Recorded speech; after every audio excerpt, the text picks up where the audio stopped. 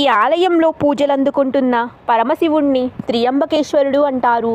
త్రియం అంటే 3 అని, అంబకం అంటే నేత్రమని అర్థం. 3 నేత్రాలు కల్ల దేవుడు కనుక ఈ ఆలయంలో మహాదేవుణ్ణి త్రియంబకుడు అంటారు. త్రియంబకేశ్వరుడు సూర్యుడు, చంద్రుడు, అగ్ని అనే 3 తేజస్సులు 3 నేత్రములుగా కలవాడు. పాలభాగంలో 3వ నేత్రమే అగ్నినేత్రం. పరమేశ్వరుడు మన్మధుణ్ణి ఈ నేత్రాగ్నితోనే భస్మం చేశాడని ప్రతీతి.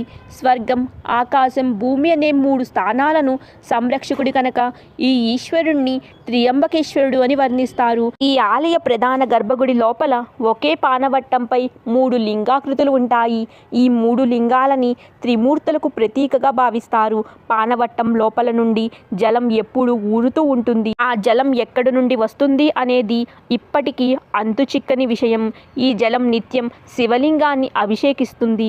అయితే గర్భగుడి లోపలికి అందరికీ అనుమతి లేకపోవటంతో 5 మీటర్ల దూరం నుండే స్వామివారిని దర్శించుకోవాలి.